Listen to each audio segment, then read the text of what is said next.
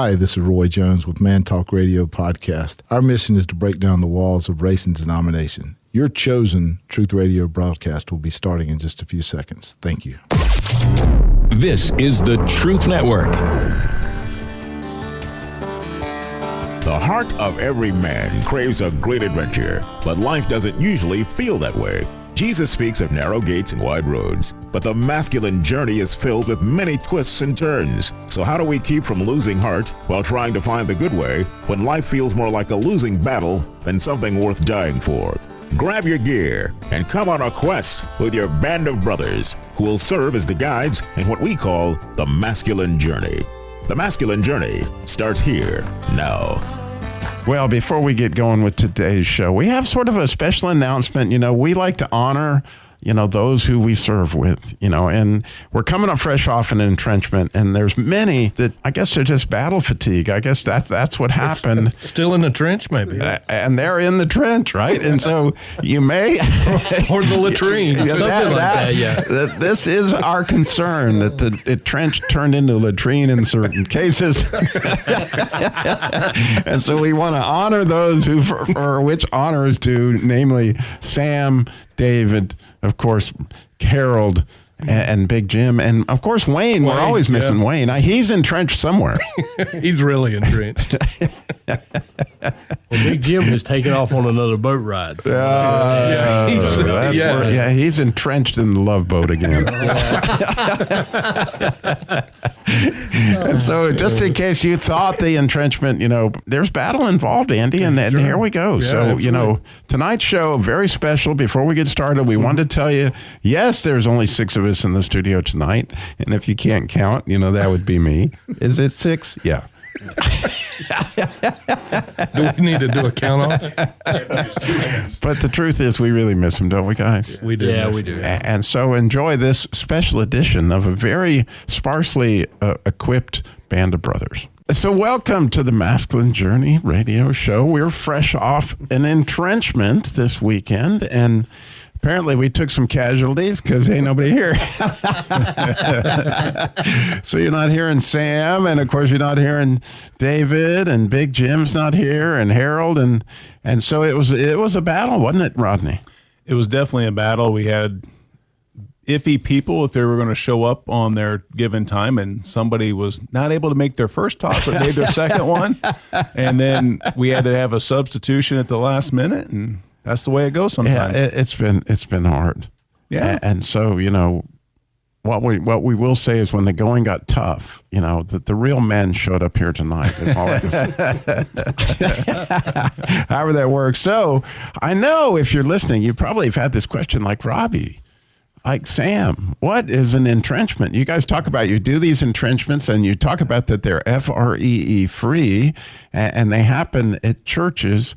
And so we thought how fun we would do a show tonight on this whole idea of what is an entrenchment. And so along those lines, we have clips and we have all that kind of stuff. So I really love this first clip that Rodney obviously put quite a bit of thought into. And, He did. And so I'll let him set that up and kind of take you into the idea of, what is an entrenchment? I would win Jeopardy with that answer. Well, I will say this. Not much thought really went into this. So Robbie set up a little bit bigger expectation than I can deliver on the thought process. But when I just remember we were talking about, after the entrenchment, it's like, oh, yeah, the entrenchment's kind of the theme of the radio show for this week. And I'm like, I was asking Sam, I was like, yeah, what is it about entrenchment? What did we say? And he's like, what is an entrenchment? So my first thought was, he gave me the Jeopardy answer. I'm like, okay, well, I'm going to go out and I'm going to find all these Jeopardy programs on YouTube, and I'm going to be able to put this montage or something together and all these Bible questions and make it a Jeopardy Bible something or other. It was almost crickets, because when I did my search, lo and behold, there's only 2 actual shows that I found on there that were done by different hosts. One was by Alex Trebek and one is by whoever's, I guess, hosting now. I never really got into Jeopardy a whole lot. I've watched it a few times, but I was just kind of like, there's not a lot there. So I took one of them, that'll be the clip. But it just slowly worked on my mind and my heart a little bit as to, well, what is the link between Jeopardy and a boot camp. So what we'll do is we'll play this, and then we'll come back on the backside and talk about that. And actually, the link between Jeopardy and an entrenchment. Yeah. There you go. For our final today, we deal with the Old Testament. Players, here's your clue. Consisting of 21 verses, the book of this minor prophet, whose name means servant of God, is the shortest. You have 30 seconds. Good luck.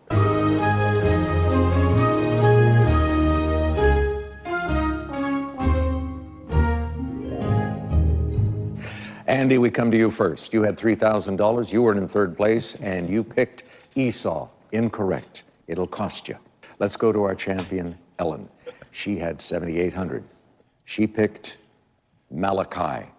Incorrect also. Now we come to Angela Ward, who was leading. She's smiling. Why? Did she get the correct response? She said, who is Joel? Know the correct response? Who is Obadiah? Obadiah, shortest book in the Old Testament. All right, you become the new champion. Let's all party now. We all got it wrong, but you're a new champion. So I know your expectations that this is going to explain the entrenchment are really low at this point, but it actually will get there. So to do my Alex Trebek, right? So an event in your own church where you can get to know the heart of God. Rodney, what is your answer? What is an entrenchment? So where I ended up going with Jeopardy and entrenchment is you've got people that are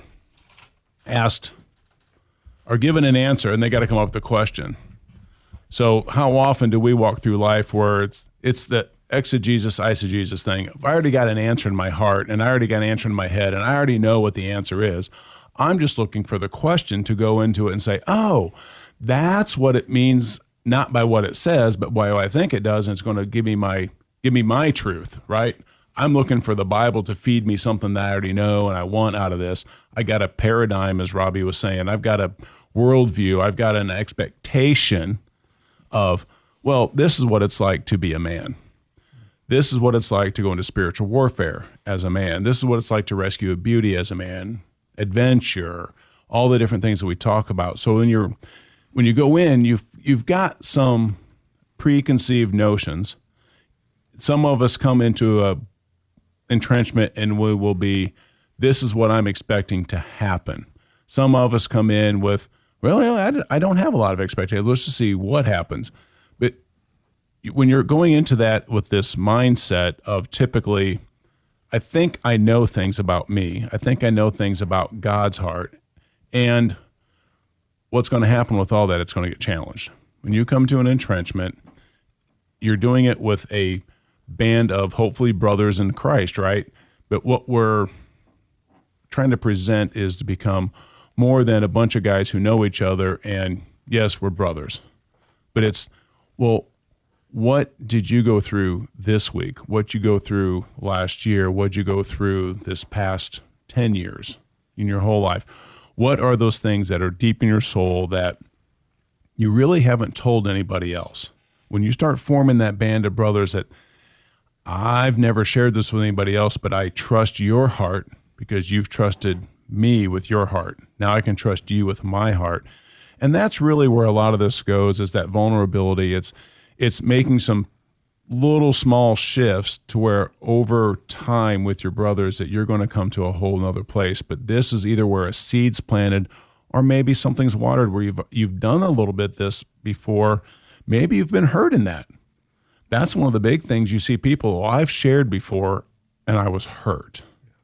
Well, we're trying to really foster an environment where you can be vulnerable, you can open up, and others are going to open up with you, and you can walk through those with God as the main source of contact. And we know how God loves to work through others. And that's where this whole band of brothers working in and through some prompts from some topics can often kick out something in your heart, especially when you start talking about deeper things like, I pose and I pretend like I'm somebody I'm not, your identity, it talks to that. Then your wounds from all these things that have happened in the past, and those attack on identity that Satan, the world, and other people will put on you, that it's hard to just shake off by yourself. And that's where the biggest thing happens here is you really have to, again, the concept still is die to yourself.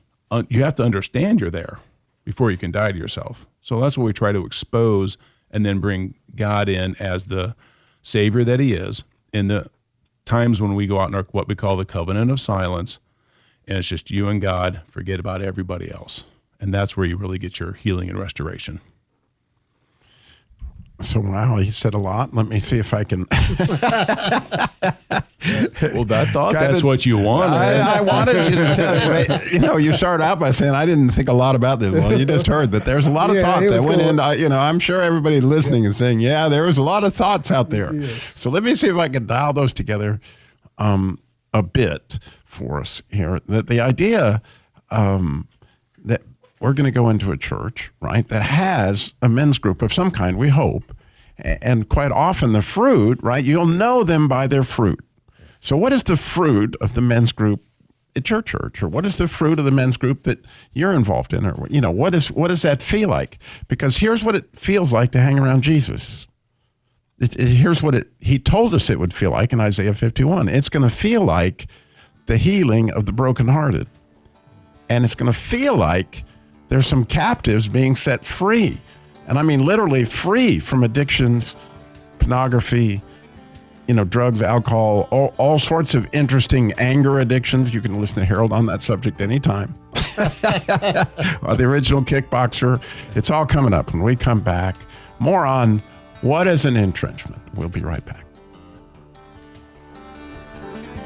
How did God remind you who you were at boot camp? Oh, in so many different ways, from beginning to end. You better expect God to show up, because he's going to show up. If you give him the time, he's going to show up big at this boot camp. It's so important to me that I'm going to drive 550 miles to get there.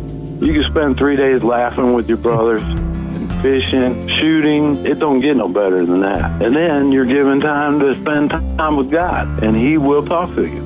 With the brothers, friends, the things that you're taught, and the things that you think about. Just amazing experience all the way around. What we have at our boot camp is something that makes you stronger and gives you the strength to go on your regular walk with God. It's something that will make you be bigger than you were when you got there. The first one, I had no clue what I was walking into, and then realizing that other people are in the same boat, and how open everybody was to share their struggle. It was a great group, and a lot of unpacking was able to be done.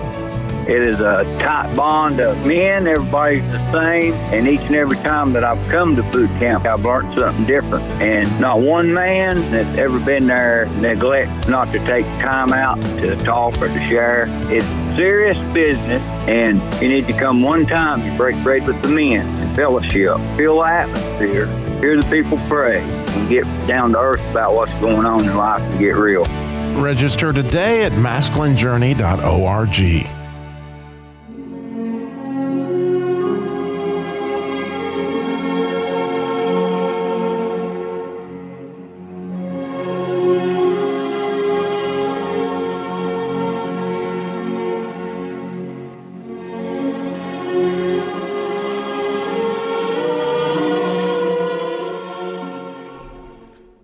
What is an entrenchment? It's a symphony. Yeah, there you go. You like that? Nailed it. Nailed it. No, that's from the Band of Brothers, the theme. And, our focus is on really helping the Band of Brothers, or not helping, but just being an encouragement to those Band of Brothers. We have a great Band of Brothers, and just, like Rodney was saying, just bring Jesus in the way that we've learned him through the boot camps to the church environment.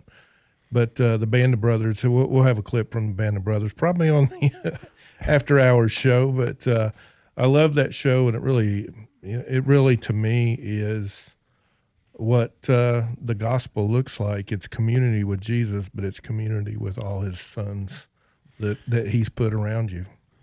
Right, because when you face a common enemy or enmity, either way.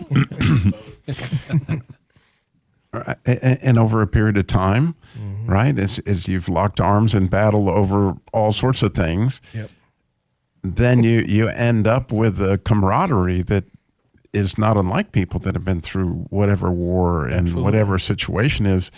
But the challenge behind that, right, is that unfortunately in many church settings, you'll never hear what's really bothering the guy.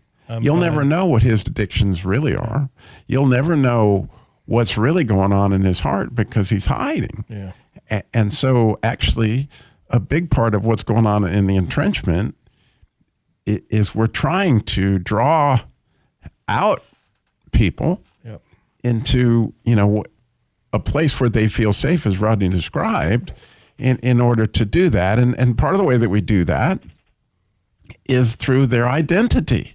Right. And getting into their story and our common story and those kind of things. And so I chose a clip from Stripes. And you might think this seems inappropriate. But it's extremely appropriate because, we've played the William Wallace clip, I don't know how many times, where he talks about, in the speech where he calls out these men because he gives them a larger story. He gives them eternity to think about, right? Well, here, interestingly, in a very cool way, in my opinion, Bill Murray calls these Americans out, right? And so as you listen to this clip, and it's pretty funny, but the real point I'm trying to make here is, doesn't it actually touch something down inside of you that you're proud to be an American and proud to be, the wretched refuse, as he describes? And isn't there something that's stirring around? And so as you get stirred a little bit and maybe you start thinking about when you cried at Old Yeller, then we'll talk on the other side. We're all very different people. We're not Watusi. We're not Spartans. We're Americans with a capital A, huh? You know what that means? Do you? That means that our forefathers were kicked out of every decent country in the world. We are the wretched refuse. We're the underdog. We're mutts. Here's proof. His nose is cold. But there's no animal that's more faithful, that's more loyal, more lovable than the mutt. Who saw Old Yeller?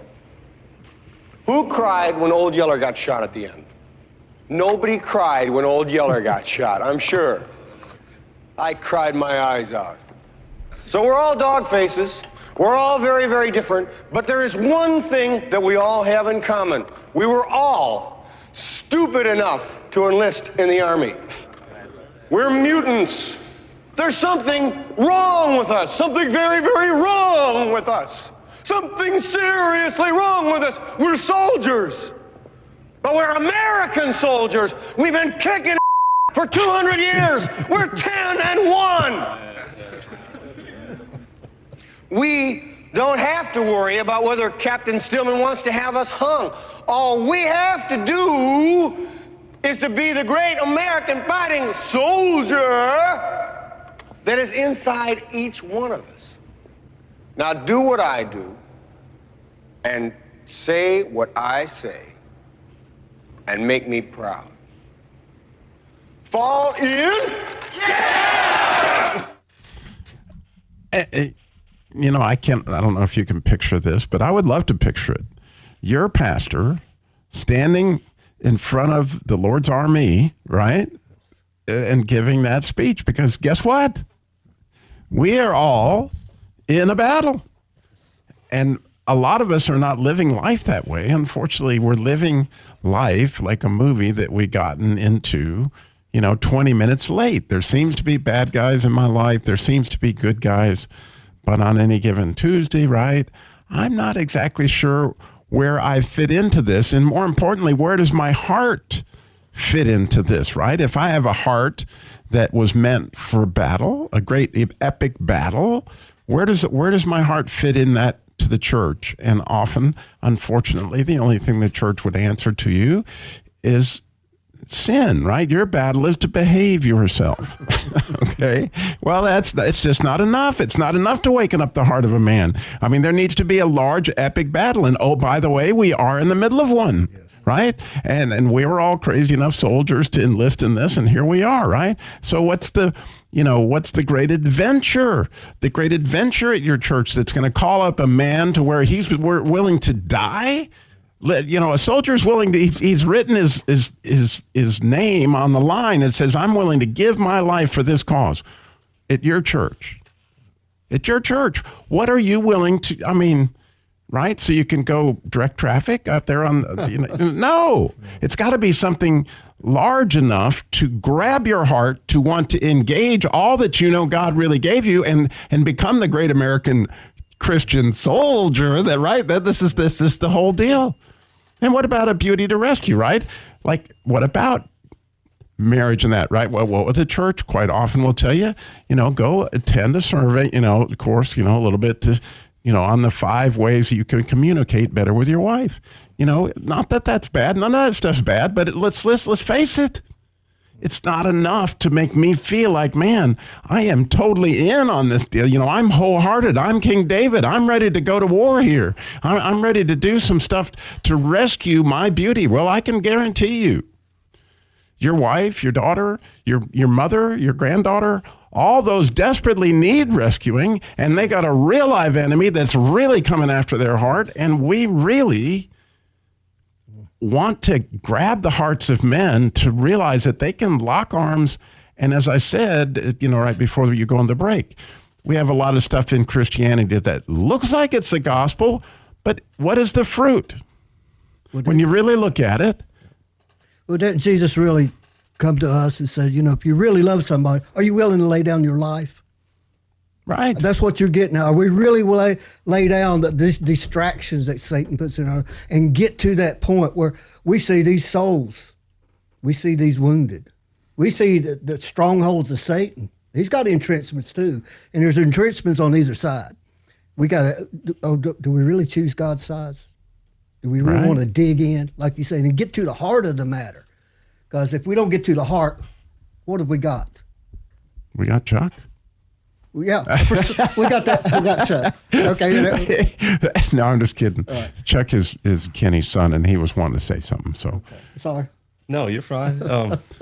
And when I need to say something, I got to get it out, or I forget it. It'll go just like that. But the thing when I started looking at this, what is an entrenchment? I went through so many clips, and then I started looking at the history of entrenchment, and I looked at a lot of historians and started just hearing the story behind it, and a common mindset of these soldiers that I kept hearing over and over, and I watched like 4 or 5 different clips from historians, was that soldier entered that trench with the mindset he's not leaving. He's going to die right there. Okay? Well, that's what entrenchment is all about.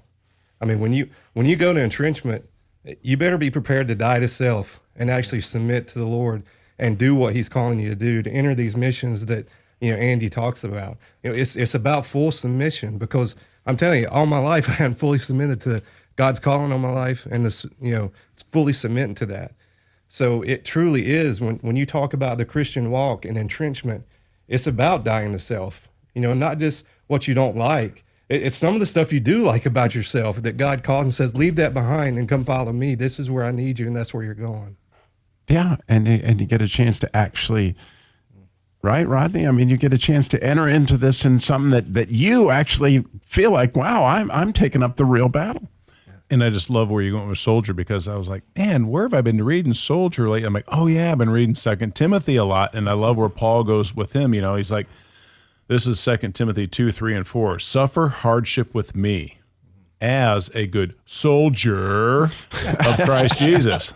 No soldier in active service entangles himself in the affairs of everyday life. Like you said, parking cars, doing the ushering, they are needed things, but they're just everyday life, so that he may please the one, which is Jesus Christ himself, who called you, right? Who enlisted him as a soldier, because he's the one who enlists you. It's Christ himself. When you get a context of that larger story, that bigger picture, there's more to it than just what's in it for me. I may be scared to do it. I may not want to go do this, but let your heart be entrusted to something a little larger, Because usually what God does is he fills you with what you need to go work for him and his causes. It's just one of those things you can't prescribe out ahead of time and put a plan out there and say, well, this is how I'm going to get there. It's like, I'm going to go and I'm going to trust. And you got to put down all your preconceived notions. Right, and that's a big part of it. And so, Danny, you have been quiet over here. Yeah. I was just thinking when we were talking about the soldier and stuff, we quote it quite often about in Ephesians 6 about putting on the full armor of God. And we had a conversation at our church. We have a prayer ministry at 9:00 on Sunday morning. And, me and the lady who started it, I said, I come in here to do battle. Because, prayer, that's what prayer is. That's what, we talk about our covenant of silences at boot camp. And I think you're engaged in battle. And, every news story that has a tragic, you don't have to look far. There's a wound behind that. There's an agreement. There's a vow. There's something that needs breaking. And that's kind of what we're talking about. And that's, taking that inside a church with a band of men who may be a little discombobulated for a while. And after we leave, maybe even worse. Half our staff didn't show up tonight. So. Well, the idea, again, is that as you're listening to this, wow, I need this at my church.